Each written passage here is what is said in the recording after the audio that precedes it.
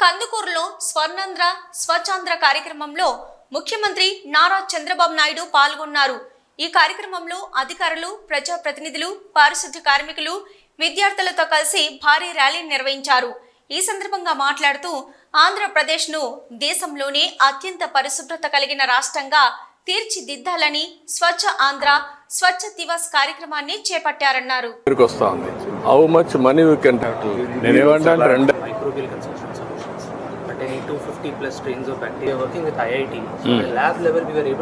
గౌరవ మంత్రివర్యులు శ్రీ పొంగూరు నారాయణ గారికి ఒక గార్డెన్ అరేంజ్ చేసుకుని మొక్కలకి నీరు ఇవ్వటం అనేది జరుగుతుంది సార్. కాబట్టి అంటే ఆ జీల్ అనేది ఉంటే గనక మనకి ఒక పనిని చేయాలనేటువంటి కుతూహలం ఉంటే గనక ఇందుకూరుపేట మండలం బాలకృష్ణ గారిని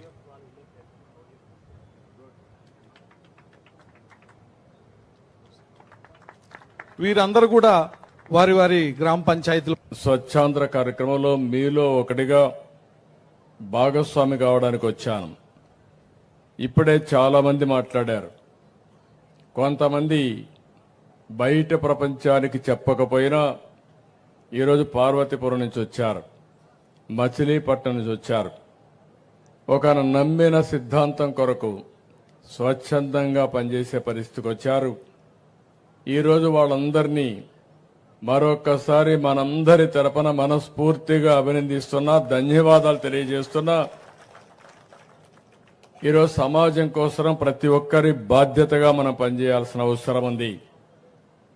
ఈరోజు మనం చూస్తే మన ఇల్లు, మన ఊరు, మన రాష్ట్రం స్వచ్ఛంగా ఉండేలా ప్రతి ఒక్కరూ పరిశుభ్రత అదే మరిగా ఎక్కువ ప్రాధాన్యత ఇచ్చి ప్రతి నెల 3వ శనివారం ఎట్టి పరిస్థితుల్లో ఒకటే చెప్పాను, వేరే కార్యక్రమాలు ఏమీ లేవు. 30 రోజులు మనం పనిచేస్తున్నాం. 30 రోజులు మన సమయాన్ని మనకు తెలియకుండా వెళ్ళిపోతుంది.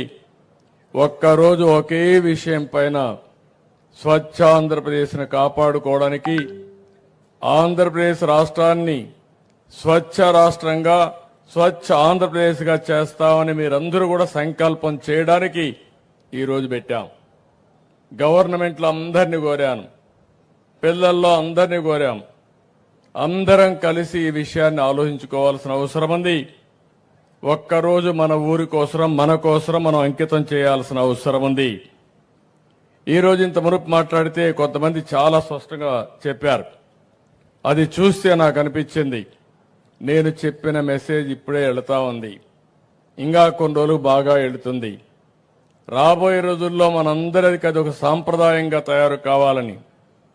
ముందు ఎక్కడో మార్చక్కర్లేదు, మీ మైండ్ మీరు మార్చుకుంటే ముందు ఆలోచన మైండ్ నుంచే పుడతాయి. స్వచ్ఛమైన ఆలోచనలు మీ మైండ్లో నుంచి వస్తే ఇంక ఈ రాష్ట్రానికి తిరుగులేదు, మీకు తిరుగులేదు, మీ కుటుంబానికి కూడా తిరుగులేదని మరొకసారి ఆలోచిస్తున్నా. మీరు చూడండి, ఒక చెడు ఆలోచన చేసే వ్యక్తికి చెడు స్నేహమే వస్తుంది. అదే మరిగా ఆయన ఎకో సిస్టమ్ కూడా వాళ్లే బిల్డప్ అవుతారు. ఒక మంచి వ్యక్తి మంచి ఆలోచన చేస్తే మంచి వాళ్ళందరూ వస్తారు. దానివల్ల వాళ్ళ వల్ల మంచి జరిగే పరిస్థితి వస్తుంది. రెండోది మీ బాడీని కూడా, నేను ఈ మాట ఎందుకు వాడుతున్నానంటే ఈరోజు మనం పీల్చే గాలి, మనం తినే తిండి ఎక్కడికక్కడ కలుషితం అయిపోయింది. ఈ తిండి తింటే ఈరోజు మీ ఆరోగ్యం, క్యాన్సర్ వస్తూ ఉంది, అనేక సమస్యలు వస్తున్నాయి.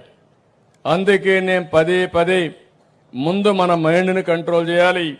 రెండోది మన బాడీకి కూడా తగిన న్యూట్రిషన్ ఇవ్వాలి తప్ప ఏదంటే అది తింటే, కొంతమంది డబ్బులు లేవంటారు. ఇక్కడ కావాల్సిన డబ్బులు కాదు, డబ్బులున్నాయని బాగా స్వీట్లు తింటే తప్పకుండా హాస్పిటల్లోనే ఉంటారు వాళ్ళు, షుగర్ వచ్చి. ఇవన్నీ మనం గుర్తుపెట్టుకోవాల్సిన అవసరం ఉంది. అదే సమయంలో మీ ఇల్లు శుభ్రంగా ఉండాలి. కొంతమంది ఇంటిని కూడా శుభ్రంగా పెట్టుకోరు. ఇల్లు అయిపోతానే ఇల్లు క్లీన్ చేస్తారు, ఇంట్లో చెత్త తీసుకొచ్చి మీ ఇంటి ముందరేస్తారు.